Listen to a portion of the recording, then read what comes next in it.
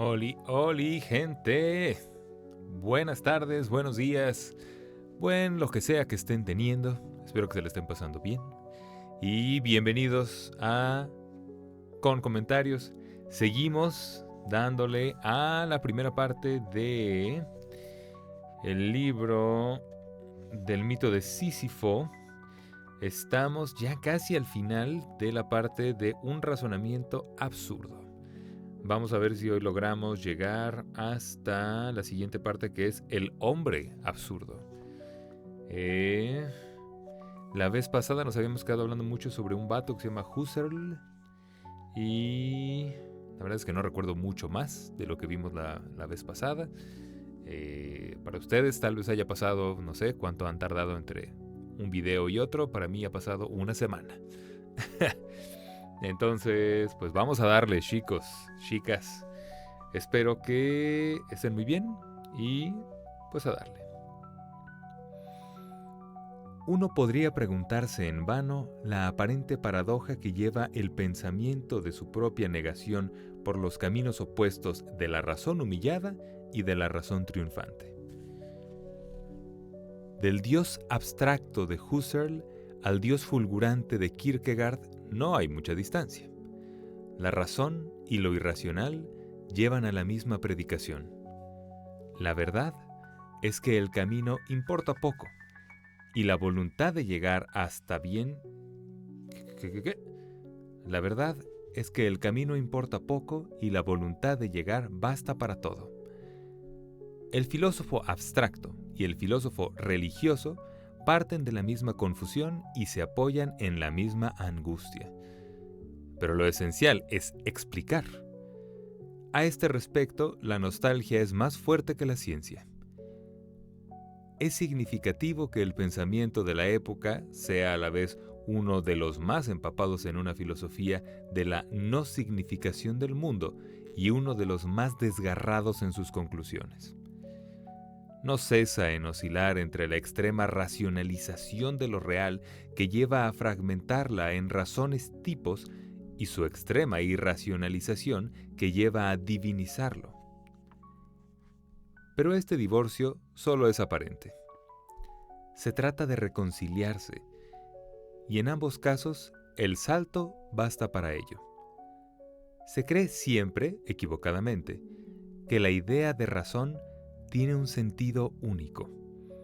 En realidad, por riguroso que sea en su ambición, este concepto no deja de ser tan móvil como otros. La razón tiene un rostro eternamente humano, pero sabe también volverse hacia lo divino. La razón tiene un rostro enteramente humano, pero sabe también volverse hacia lo divino. Decía Plotino, el primero que supo conciliarla con el clima eterno. El primero que supo conciliarla con el clima eterno ha aprendido a desviarse del más caro de sus principios, que es la contradicción, para integrar el más extraño, el completamente mágico de la participación. Vaya que no entendí qué acabo de decir, ¿eh? Permítanme. La razón tiene un rostro enteramente humano, pero sabe también volverse hacia lo divino. Desde Plotino, el primero que supo conciliarla con el clima eterno, ha aprendido a desviarse del más caro de sus principios, que es la contradicción, para integrar el más extraño, el completamente mágico de la participación. Y tenemos aquí una nota a pie de página que dice: en esta época era necesario que la razón se adaptase o muriese. Se adapta. Con Plotino se convierte de lógica en estética. La metáfora reemplaza al silogismo. B. Por otra parte, esta no es la única contribución de Plotino a la fenomenología. Toda esta actitud está ya contenida en la idea tan cara al pensador alejandrino de que no hay solamente una idea del hombre, sino también una idea de Sócrates. ¿Qué?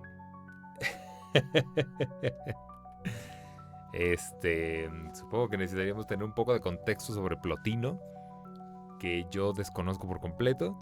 Y aparentemente entonces estamos hablando de época tipo Sócrates, hace 2500 años.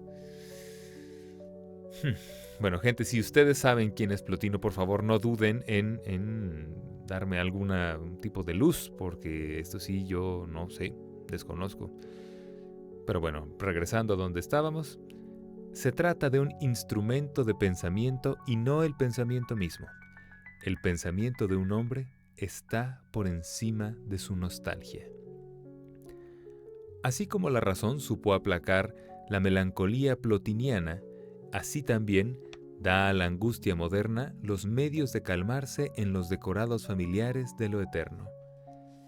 El espíritu absurdo tiene menos suerte. Para él, el mundo no es tan racional ni tan irracional. Es irrazonable y nada más que eso.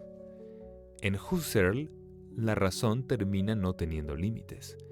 El hombre absurdo fija, por el contrario, sus límites, puesto que es impotente para calmar su angustia. Kierkegaard afirma, por otro lado, que un solo límite basta para negarla, pero el hombre de lo absurdo no va tan lejos. Para él, este límite apunta solamente a las ambiciones de la razón.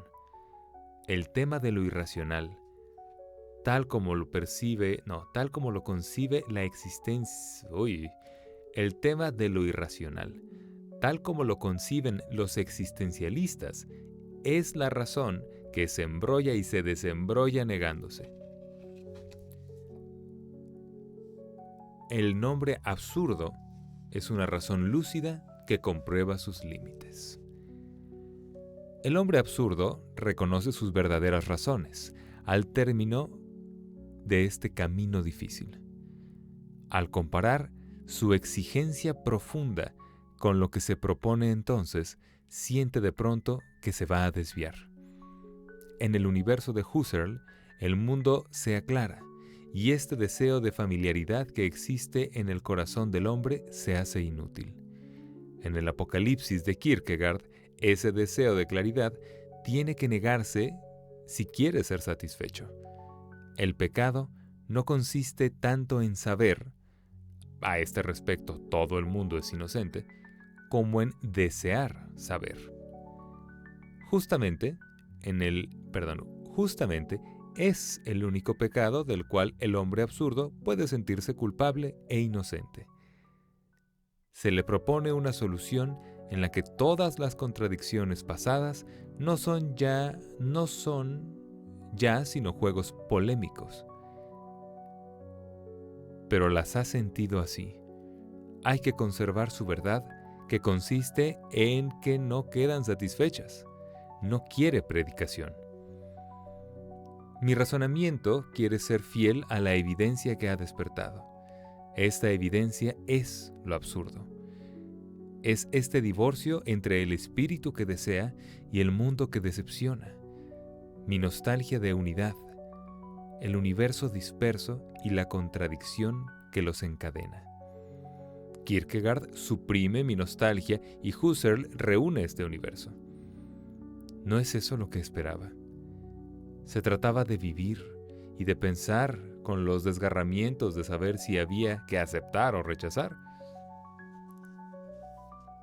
No puede tratarse de disfrazar la evidencia, de suprimir lo absurdo negando uno de los términos de su ecuación. La pregunta en si uno puede vivir de él o si la lógica ordena que se muera de él. La pregunta es si uno puede vivir de él o si la lógica ordena que se muera de él.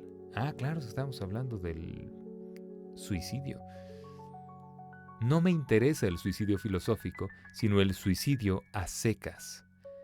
Quiero solamente purgarlo de su contenido de emociones y conocer su lógica y su honestidad.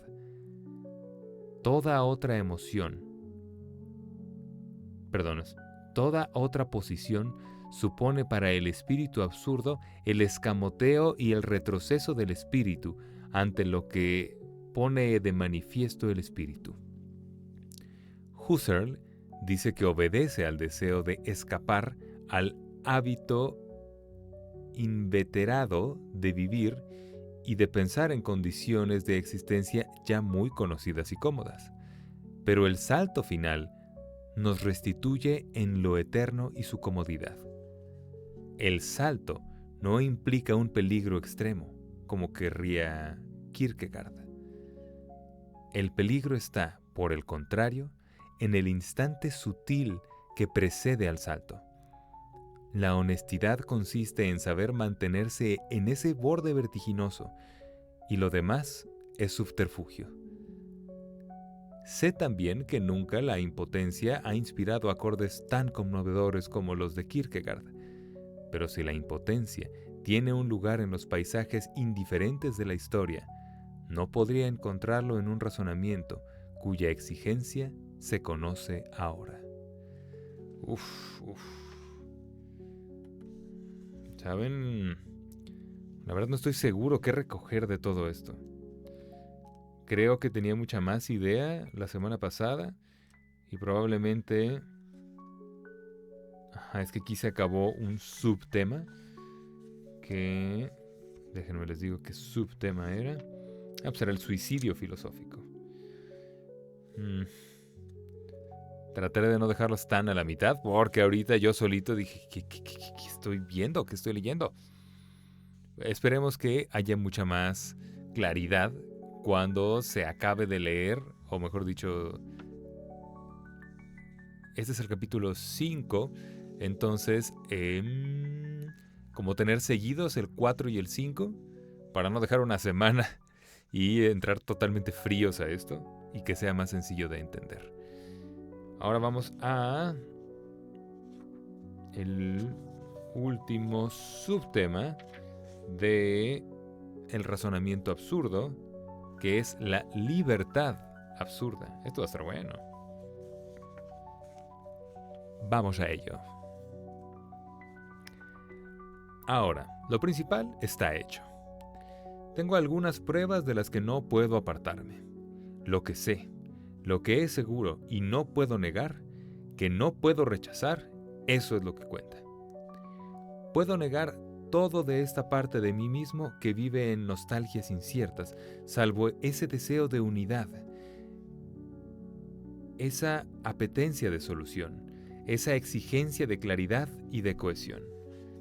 Que es una vez más, ¿no? Esto que decíamos desde el principio, que pues lo que queremos es tener algo de certeza de que el universo tiene sentido.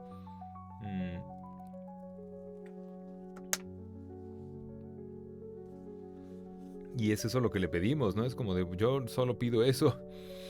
Quiero un poquito de claridad, de que haya una solución a esto, que no me digan que, pues es que, pues nada más es, y así, ni te compliques la vida. No, queremos tener algo, saber que hay justicia, saber que hay algo bueno y algo malo, saber que, no sé, que sí hay un sentido en las cosas. Vamos a ver. Puedo refutar todo en este mundo que me rodea, me hiere o me transporta, salvo ese caos, ese azar rey y esa divina equivalencia que nace de la anarquía. No sé si este mundo tiene un sentido que lo supera, pero sé que no conozco ese sentido, y por el momento me es imposible conocerlo. Eso es verdad. Eso significa que mi significado fuera de mi... eso significa para mí un significado fuera de mi condición. No puedo comprender sino en términos humanos. Lo que toco, lo que me resiste, eso es lo que comprendo. Y también que no puedo conciliar estas dos incertidumbres, mi apetencia de absoluto y de unidad y de irreductibilidad de este mundo a un principio racional y razonable. ¿Qué otra verdad puedo admitir sin mentir, sin introducir una esperanza que no hice y que no significa nada dentro de los límites de mi condición? A ver, esa parte es importante y no estoy seguro de haberla entendido. Y sé también que no puedo conciliar estas dos certidumbres: mi apetencia de lo absoluto y de la unidad, y la irreductibilidad de este mundo a un principio racional y razonable. ¿Qué otra verdad puedo admitir sin mentir, sin introducir una esperanza que no hice y que no significa nada dentro de los límites de mi condición? Si yo fuera un árbol entre los árboles, un gato entre los animales, esta vida tendría un sentido, o más bien, este problema no lo tendría, pues yo formaría parte de este mundo. Yo sería este mundo, al que me opongo ahora con toda mi conciencia y con toda mi exigencia de familiaridad. Esta razón tan irrisoria es la que me opone a toda la creación. No puedo negarla de un plumazo. Por lo tanto, debo mantener lo que creo cierto. Debo sostener lo que me parece tan evidente, inclusive contra sí mismo. ¿Y qué es lo que constituye el fondo de este conflicto, de esta fractura entre el mundo y mi espíritu, sino la conciencia que tengo de él? Por lo tanto, si quiero mantenerlo, es mediante una conciencia perpetua, constantemente renovada, constantemente tensa. Eso es lo que debo retener por el momento. En este momento, lo absurdo, a la vez tan evidente y tan difícil de conquistar, entra en la vida de un hombre y encuentra su patria. También, en este momento, el espíritu puede abandonar la vía árida y reseca del esfuerzo lúcido. Ahora desemboca en la vida cotidiana. Vuelve a encontrar el mundo de sé anónimo, pero el hombre entra en él en adelante con su rebelión y su clarividencia. ¿Qué? Vuelve a encontrar el mundo del sé anónimo, pero el hombre entra en él en adelante con su rebelión y su clarividencia. No estoy muy seguro qué quiere decir ahí. Ha desaprendido a esperar. Este infierno del presente es, por fin, su reino. Todos los problemas recuperan su filo. La evidencia abstracta se retira ante el lirismo de las formas y los colores. Los conflictos espirituales se encarnan y vuelven a encontrar el refugio miserable y magnífico del corazón del hombre. Ninguno está resuelto, pero todos se han transfigurado. ¿Se va a morir? ¿A escapar mediante el salto? ¿A reconstruir una casa de ideas y formas a la medida propia? ¿Se va, por el contrario, a mantener la apuesta desgarradora y maravillosa de lo absurdo? Hagamos a este respecto un último esfuerzo y saquemos todas nuestras consecuencias. El cuerpo, la ternura, la creación, la acción, la nobleza humana volverán entonces a ocupar su lugar en este mundo insensato. El hombre volverá a encontrar en él finalmente el vino de lo absurdo y el pan de la indiferencia con que se nutre su grandeza. Ok. Pues sí. Supongo que esto habla de que justo puedes tomar este camino. ¿Dónde estaba? No está resuelto. Se va a morir, a escapar mediante el salto, a reconstruir una casa de ideas y formas a la medida propia. O sea, de plano cuando, vamos a decirlo un poco, te rindes ante esta absurdidad del mundo, de la vida, y entonces prefieres acabar con eso. Es una opción, aparentemente. Así que tienes dos sopas. ¿Te mueres y escapas de esto? ¿O te mantienes en la apuesta desgarradora y maravillosa de lo absurdo? Además, qué bonito. Siendo un tema tan escabroso como puede ser justo el pues acabar con la vida, verlo del otro lado como, bueno, puedes hacer eso y olvidarte de lo absurdo, porque ya no va a haber nada, ya no vas a tener ese problema, ya no vas a tener ningún problema. Pero la otra opción es mantenerte en este mundo que la verdad es complicado, es desgarrador, pero a la vez es maravilloso por eso, por ser absurdo, por estar lleno de contradicciones. Entonces está padre, está muy bonito eso. Bueno, sigamos. Insistimos todavía en el método. Se trata de obstinarse. En cierto punto de su camino, el hombre absurdo es solicitado. La historia no carece de religiones ni de profetas, inclusive sin dioses. Se le pide que salte. Todo lo que puede responder es que no comprende bien, pero eso no es evidente. No quiere hacer precisamente sino lo que comprende bien. Le aseguran que eso es pecado de orgullo, pero no entiende la noción de pecado, que quizás el infierno está al final, pero no tiene bastante imaginación para representarse ese extraño porvenir, que pierde la vida inmortal, pero que le parece fútil.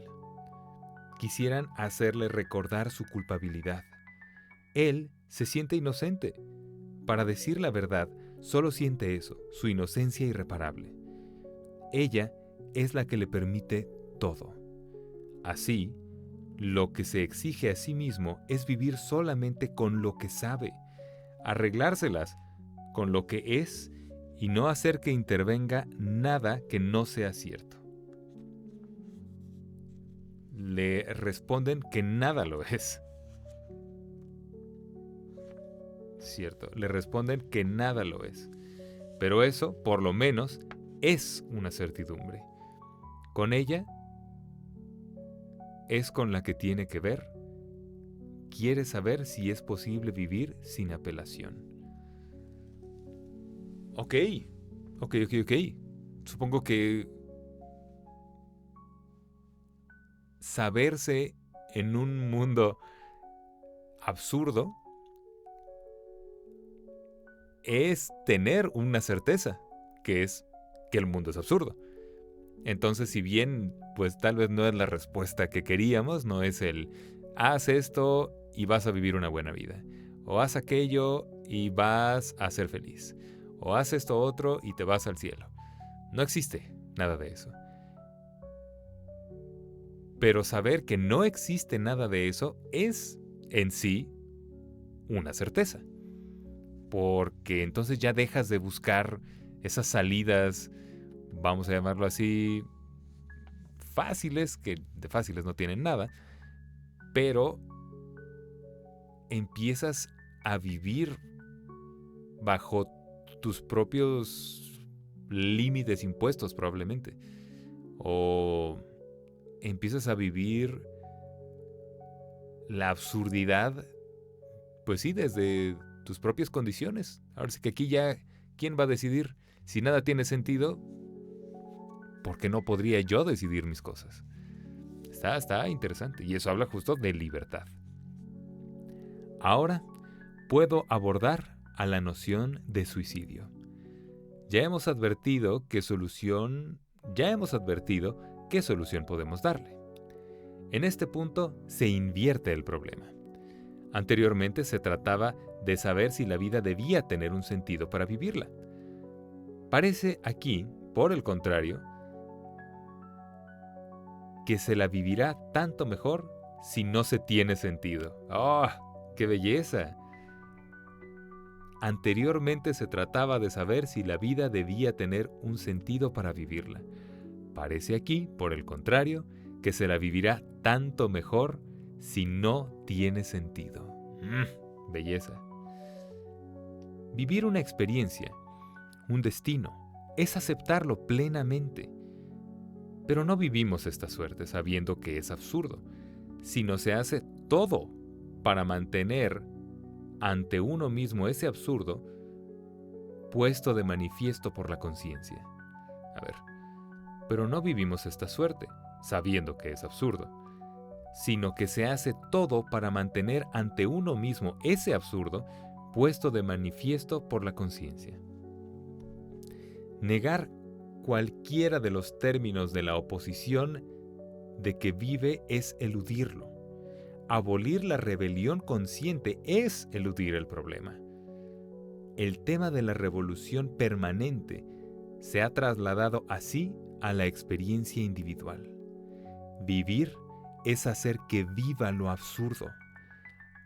Hacerlo vivir es, ante todo, contemplarlo. Al contrario de Eurídice, lo absurdo no muere, sino cuando se le da la espalda. Una de las únicas posiciones filosóficas coherentes es, por lo tanto, la rebelión. ¡Oh, wow! ¡Wow, wow! Esto está muy, muy chido. Pues sí, claro. Es justo eso, es rebelarse. Si no hay sentido en el universo, ¿por qué rayos estoy haciendo cosas diferentes a lo que yo creo, a lo que yo quiero, a mis propios valores? Bueno, que ahora que lo acabo de decir así, hay que matizarlo bien, porque entonces podría decir, entonces voy a ir mañana a ser violento o a lo que sea, y pues tampoco se trata de eso. Por favor, no lo hagan. Pero está muy, muy, muy chido esto. La revolución permanente se ha trasladado así a la experiencia individual. También pensar en la vida como una rebelión, me parece fantástico. Yo creo que sí estamos todos muy metidos en formas de vida que ya ni nos preguntamos, como, ¿estará bien esto? ¿Estará bien, no sé, trabajar 5 o 6 días de la semana, 8, 9, 10 horas, para en algún momento a los 60 años, 70, en teoría, tener suficiente dinero como para ahora sí vivir? Como que pues a veces ya nos metemos en, no, pues necesito un trabajo. ¿Pero por qué necesitas un trabajo? Pues para comer y vivir. Ok, pero si pudieras comer y vivir de otra forma, ¿lo harías? Seguramente sí. Solo ya no hacemos ese ejercicio porque estamos demasiado metidos en el mundo que conocemos. Y ya no nos hemos dado la oportunidad de revelarnos hacia él. De hecho, ni siquiera de voltear a otro lado. Pero aquí lo que nos dice es eso. Hay que rebelarnos ante las cosas que ya están puestas y que están horribles. Bueno, esa es mi interpretación, por supuesto. Como decía, estábamos con Eurídice. El hombre con su propia... Una de las únicas posiciones filosóficas coherentes es, por lo tanto, la rebelión. Es una confrontación perpetua del hombre con su propia oscuridad. Es exigencia de una transparencia imposible. Vuelve a poner al mundo en duda en cada uno de sus segundos. Así como el peligro proporciona al hombre la irreemplazable ocasión de asirlo, también la rebelión metafísica extiende la conciencia a lo largo de la experiencia. Es esa presencia constante del hombre ante sí mismo. Es esa presencia constante del hombre ante sí mismo. No es aspiración, pues carece de esperanza. Esta rebelión es la seguridad de un destino aplastante, menos la resignación que debería acompañarla. ¡Oh, wow! ¡Wow, wow! Eso es así como una valentía fuera de, supernatural. Aquí se ve hasta qué punto la experiencia absurda se aleja del suicidio. Se puede creer que el suicidio sigue a la rebelión, pero es un error, pues no simboliza su resultado lógico. Es exactamente lo contrario, por el consentimiento que supone. El suicidio, como el salto, es la aceptación en su límite.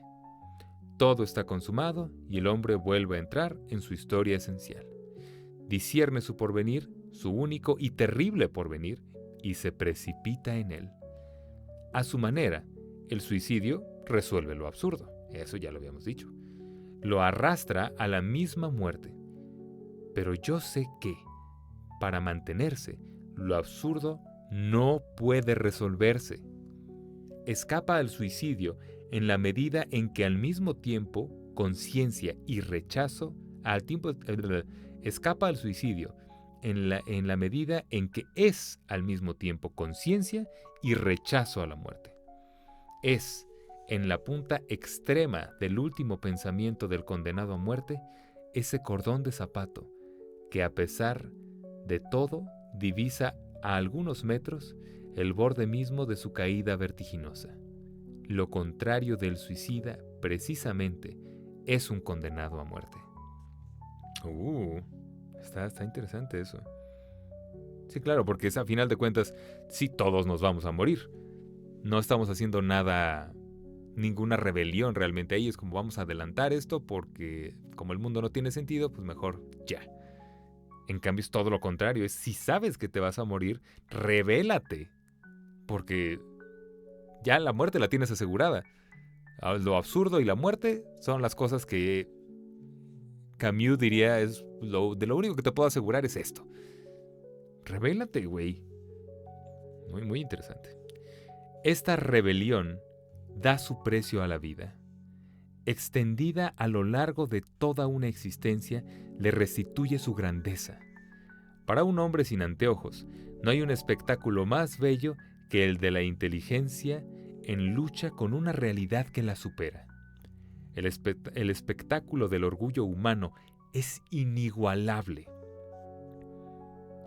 Las depreciaciones no servirán de nada.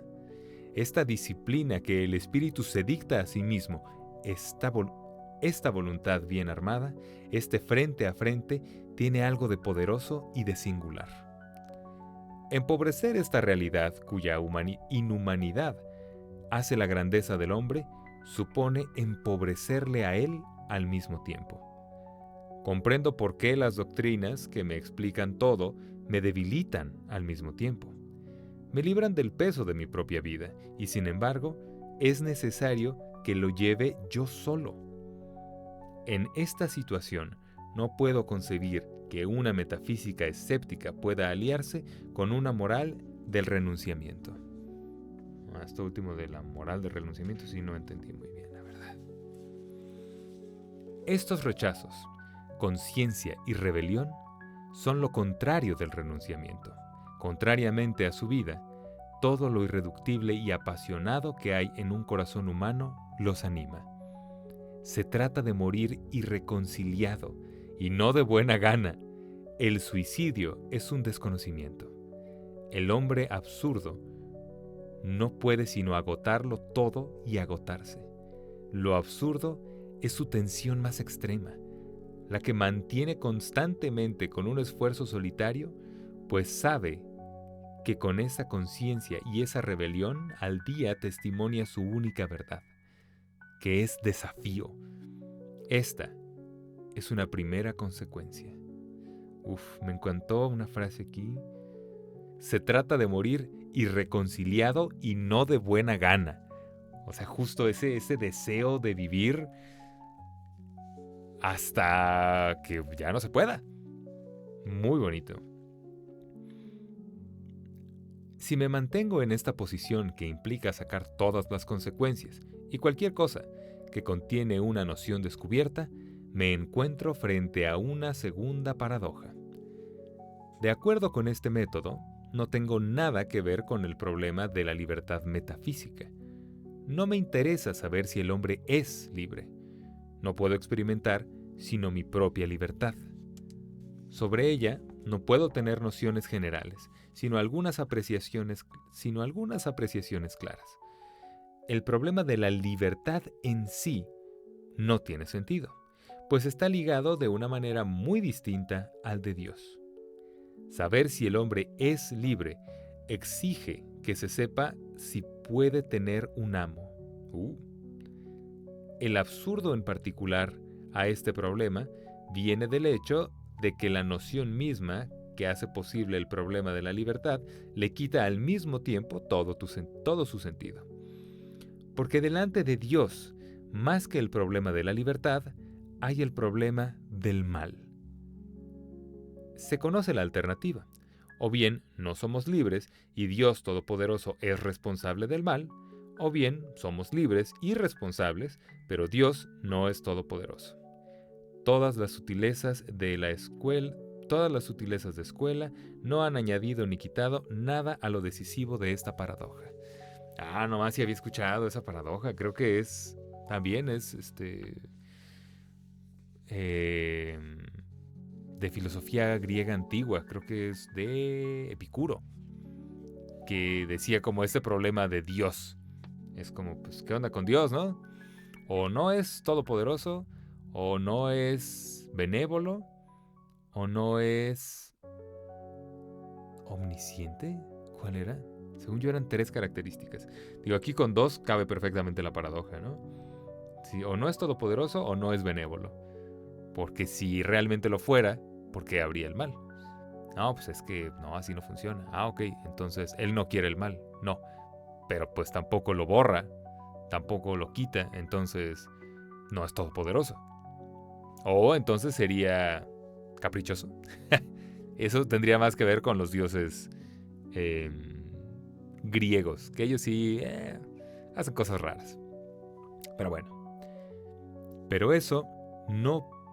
Por eso no puedo perderme en la exaltación o la simple definición de una noción que se me escapa y pierde su sentido desde el momento que sobrepasa el marco de mi experiencia individual. No puedo comprender lo que sería una libertad que me fuera dada por un ser superior. He perdido el sentido de la jerarquía. No puedo tener de la libertad sino el concepto del prisionero o del individuo moderno en el seno del Estado. La única que conozco es la libertad de espíritu y de acción. Ahora bien, si lo absurdo aniquila todas mis probabilidades de libertad eterna, me devuelve y exalta, por el contrario, mi libertad de acción. Esta privación de esperanza y de porvenir significa un acrecentamiento en la disponibilidad del hombre. A ver. Ahora bien, si lo absurdo aniquila todas mis posibilidades de libertad eterna, me devuelve y exalta, por el contrario, mi libertad de acción. Supongo que habla, porque estamos muy peleados, no peleados, a ver. Pero sí, mucho el tema aquí ha sido también que se habla mucho en cuanto a libertad, el sentido divino de las cosas. Entonces si no hay un sentido divino, digamos, si no me voy a ganar el cielo, entonces puedo hacer lo que sea. Entonces, ese borrarme la idea de que voy a obtener una cierta libertad celestial, una vez que muera seguramente, me permite entonces y exalta, por el contrario, mi libertad de acción, mi libertad mientras estoy vivo. Eso está padre. Voy a seguir. Antes de encontrar lo absurdo, el hombre cotidiano vive con finalidades, con un afán de porvenir o de justificación. No importa con respecto a quién o qué. Evalúa sus probabilidades, cuenta con el porvenir, con el retiro o el trabajo de sus hijos. Cree todavía que se puede dirigir algo en su vida.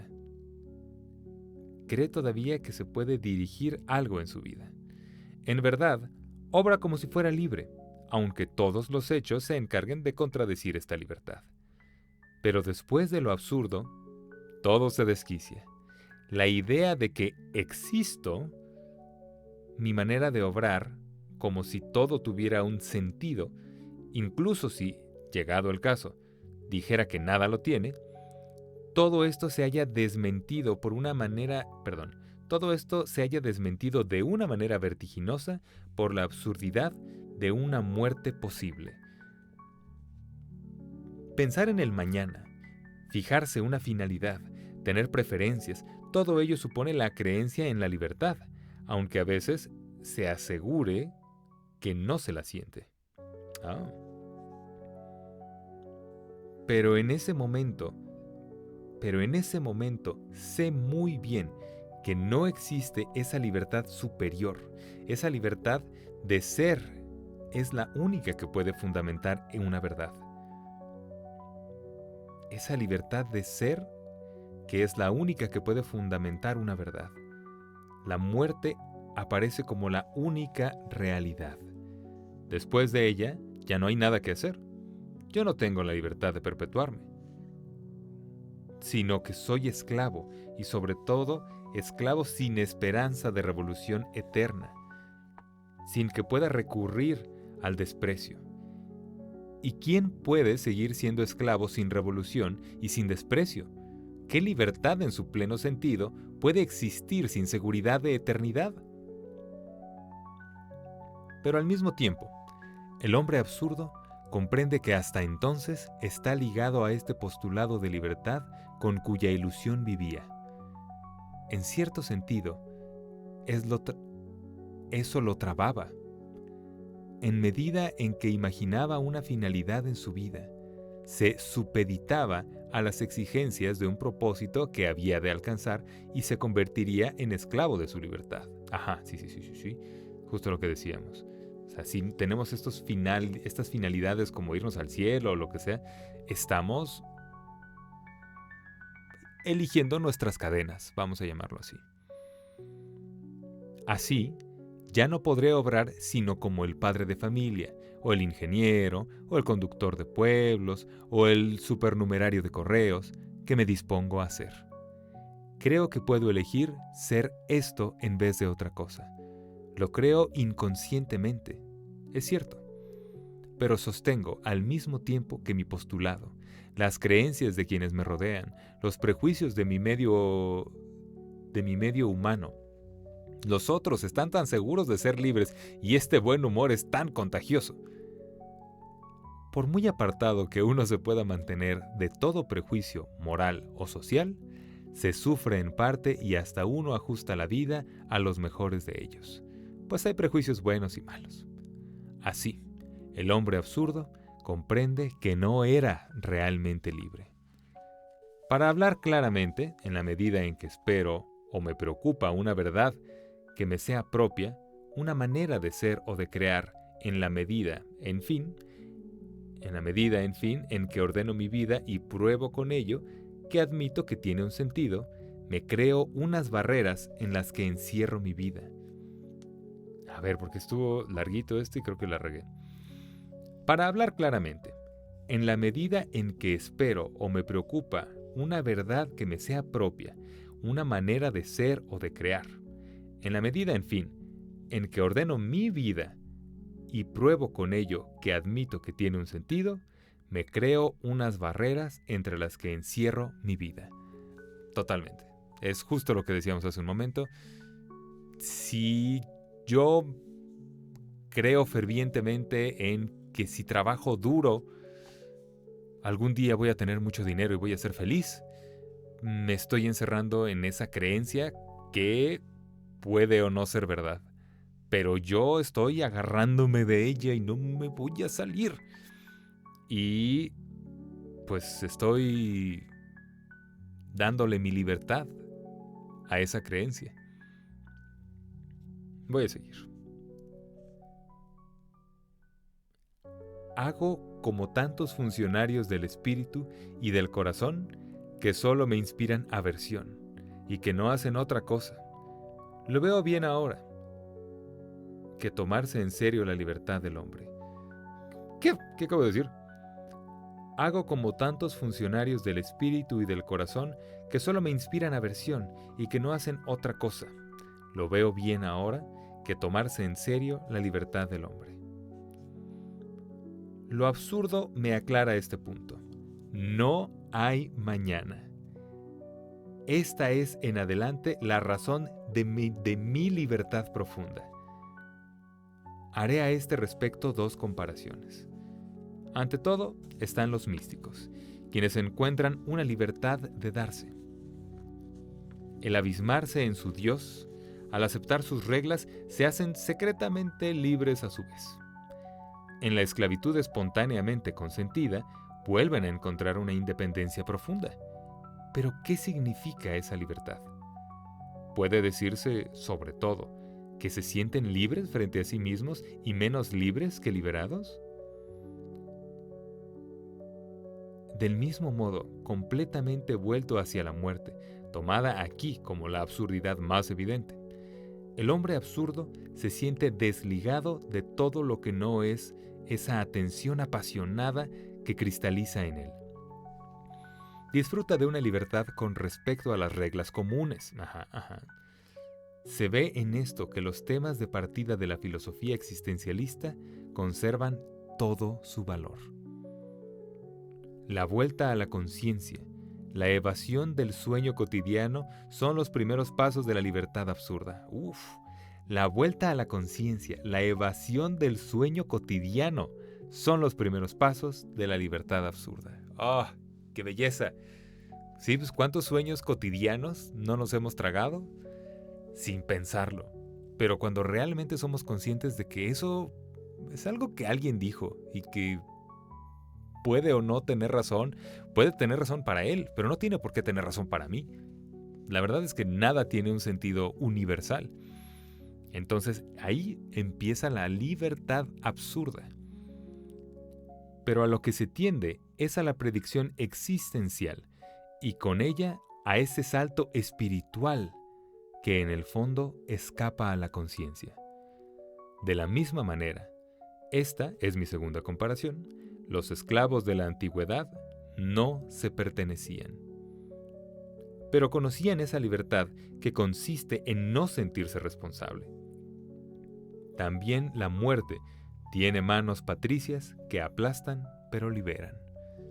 Y aquí donde estaba de los esclavos de la antigüedad, pero conocían esta libertad que consiste en no sentirse responsable, hay una nota a pie de página. Se trata aquí de una comparación de hecho, no de una apología de la humildad. El hombre absurdo es lo contrario al hombre reconciliado. No me ayudó mucho Camus, esa nota a pie de página, pero bueno. Abismarse en esta certidumbre sin fondo, sentirse en adelante lo bastante extraño a la propia vida para aumentarla y recorrerla sin la miopía del amante, es el principio de una liberación. Esta independencia tiene un plazo, como toda libertad de acción. No extiende un cheque sobre la eternidad, pero reemplaza a las ilusiones de la libertad, todas las cuales terminaban con la muerte.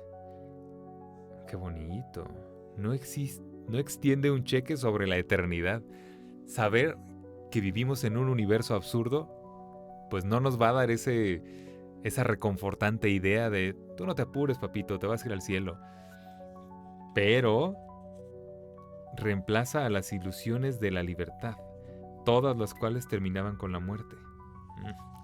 La divina disponibilidad del condenado a muerte ante el que se abren las puertas de la prisión cierta madrugada, ese increíble desinterés por todo, salvo por la llama pura de la vida, ponen de manifiesto que la muerte y lo absurdo son los principios de la única libertad razonable, la que un corazón humano puede sentir y vivir.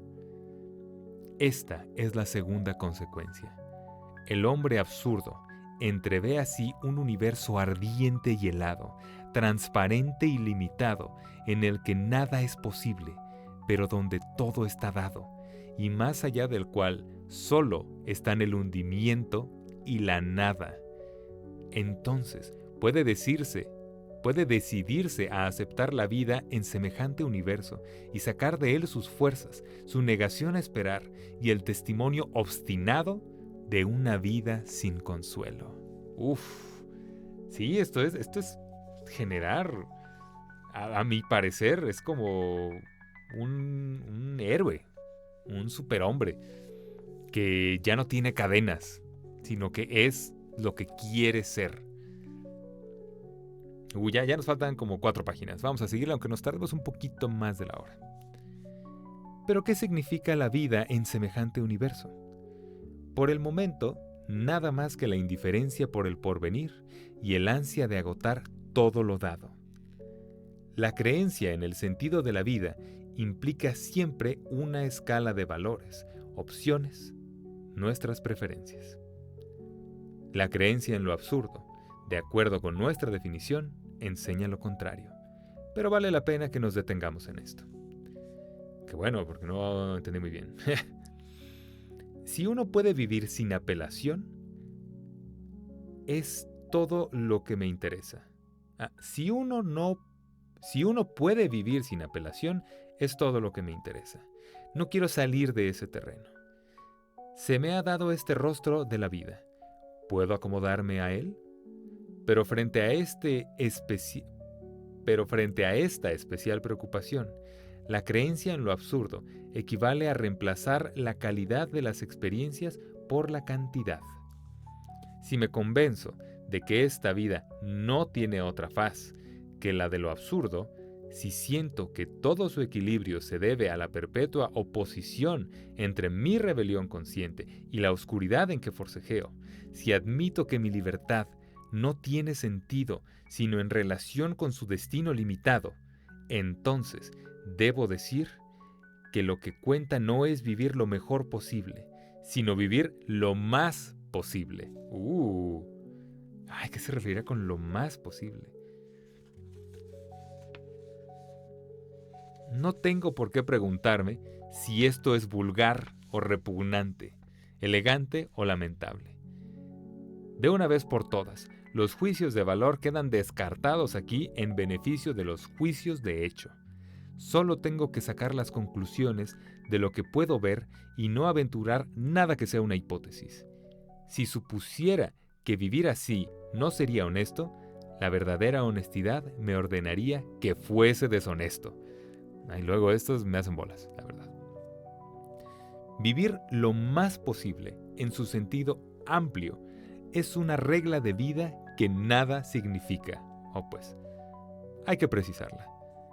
Parece, ante todo, que no se ha ahondado suficiente en esta noción de cantidad, pues puede dar cuenta de una gran parte de la experiencia humana. La moral de un hombre, su esclava de valores, hoy tú, la moral de un hombre, su escala de valores, no tienen sentido sino por la cantidad y variedad de experiencias que ha podido acumular. Ahora bien, las condiciones de la vida moderna imponen a la mayoría de los hombres la misma cantidad de experiencias y por lo tanto la misma experiencia profunda. Ciertamente, hay que tener en cuenta también la aportación espontánea del individuo, lo que en él está dado. Pero no puedo juzgar esto, una vez más, y una vez más mi regla consiste en arreglarme con la evidencia inmediata. Veo entonces que la característica propia de una moral común reside menos en la importancia ideal de los principios que la animan que en la forma de una experiencia que es posible calibrar. Forzando un poco las cosas, los griegos tenían la moral de sus ocios, como nosotros tenemos la de nuestras jornadas de 8 horas. Pero ya muchos hombres, y entre ellos los más trágicos, nos hacen presentir que una experiencia más larga cambia este cuadro de valores. Nos hacen imaginar a ese aventurero de lo cotidiano que mediante la simple cantidad de las experiencias batiese todos los récords. Empleo a propósito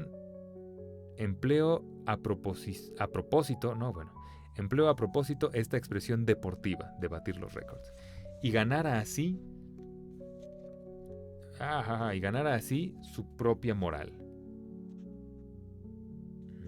Entonces, cuando habla de vivir más, habla de vivir más experiencias. Eso está bien, está bien. Tal vez vivir 100 años, pero de siempre estar cómodo en una camita y que te lleven tu comida y todo el rollo, es vivir menos que vivir 50 años en los que perseguiste, digamos, tus sueños. Digo, ya eso es muy perseguir tus sueños.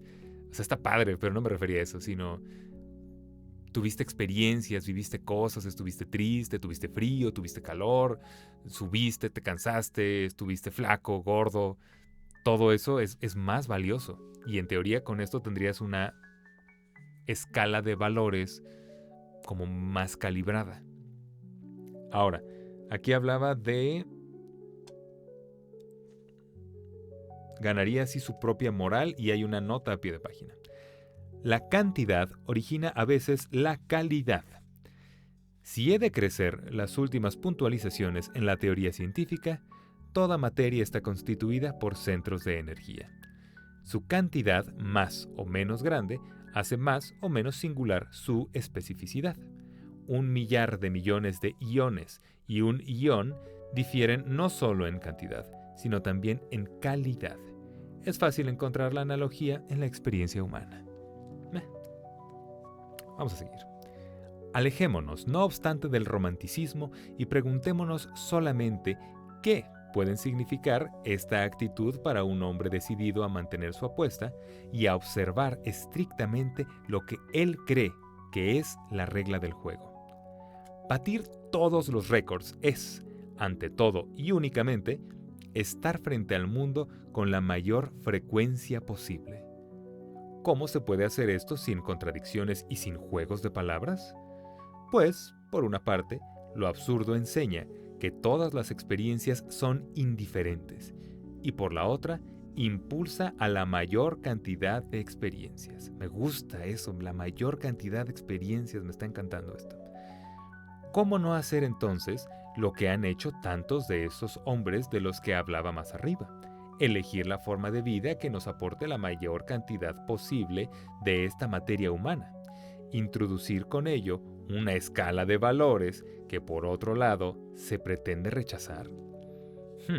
Ok, hay otra paradoja aquí, porque a este hombre le encantan las paradojas.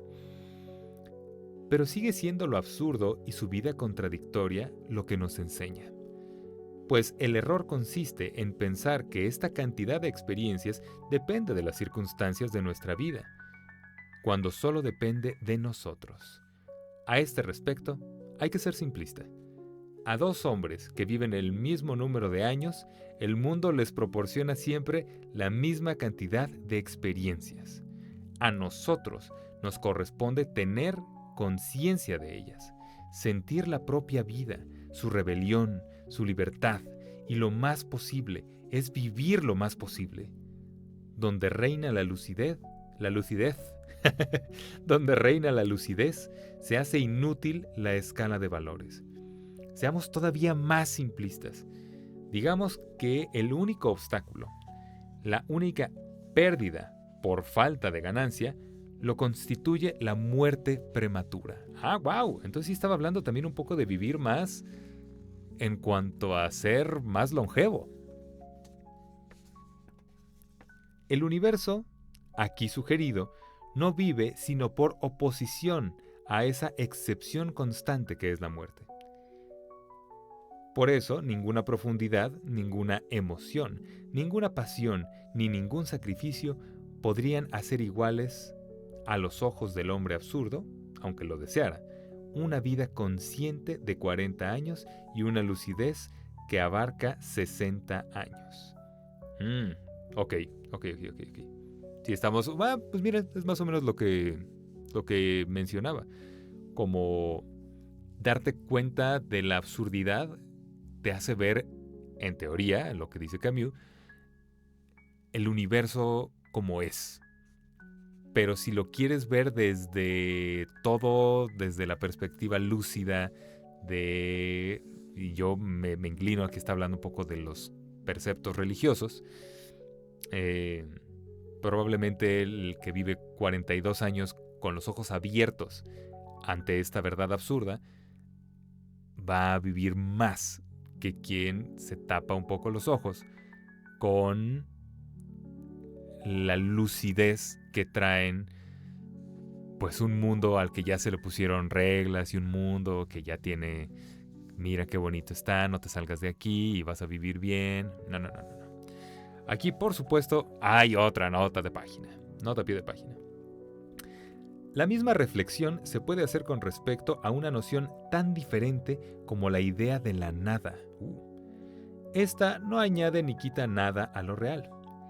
En la experiencia psicológica de la nada, nuestra propia nada adquiere verdaderamente su sentido cuando se considera lo que sucederá dentro de 2000 años. En uno de sus aspectos, la nada está hecha exactamente con la suma de las vidas futuras que no serán las nuestras. ¡Órale! Jamás había escuchado eso de la nada. Gente que estudia psicología, porque dice aquí la psicología de la nada. Por favor, ayúdenme. ¿Qué dice la psicología de la nada? La suma de las vidas futuras que no serán las nuestras. No lo sé. Pero bueno, voy a seguir. Una vida consciente de 40 años y una lucidez que abarca 60 años. La locura y la muerte son sus elementos irremediables. El hombre no elige. Lo absurdo y el aumento de vida que implica no dependen, por tanto, de la voluntad del hombre, sino de su contrario, que es la muerte. La voluntad no es aquí sino el agente. Tiende a mantener la conciencia. Proporciona una disciplina de vida según puede apreciarse. ¡Ja! Si se pesan bien las palabras, se trata únicamente de una cuestión de suerte. Hay que saber consentir en ella. 20 años de vida y de experiencias no se reemplazarán ya nunca. Por una extraña inconsecuencia, en una raza tan avisada, los griegos pretendían que los hombres que morían jóvenes fueran amados por los dioses. Y esto no es cierto, salvo si se quiere creer que entran en el mundo irrisorio de los dioses, tanto como si se quiere creer que entrar en el mundo irrisorio de los dioses es perder para siempre el más puro de los goces, que es el de sentir y sentir en esta tierra. El presente y la sucesión de los presentes ante un alma sin cesar consciente. El presente y la sucesión de los presentes ante un alma sin cesar consciente, tal es el ideal del hombre absurdo. El presente y la sucesión de los presentes ante un alma sin cesar consciente. Ok, pues habla de que mientras estemos conscientes estamos viviendo más. Pero aquí la palabra ideal tiene un sonido falso. No es ni siquiera su vocación, sino solo la tercera consecuencia de su razonamiento. Habiendo partido de una conciencia angustiada de lo inhumano, la meditación sobre lo absurdo vuelve de su itinerario al seno mismo de las llamas apasionadas de la rebelión humana. Tenemos una nota grandota aquí. Lo que importa es la coherencia. Se parte aquí de una aprobación del mundo. Pero el pensamiento oriental enseña que podemos entregarnos al mismo esfuerzo de lógica eligiendo contra el mundo. Esto es igualmente legítimo y da a este ensayo su perspectiva y sus límites. Pero cuando la negación del mundo se ejerce con el mismo rigor, se llega con frecuencia, en ciertas escuelas vedatanas, en ciertas escuelas vedantas, a resultados semejantes en lo que concierne, por ejemplo, a la indiferencia de las obras. Pero en un libro de gran importancia, Le Choix, luego va a ser Le Choix o Le Croix, Jean Grenier fundamenta de este modo una verdadera filosofía de la indiferencia. Tendríamos que conocer también a Jean Grenier.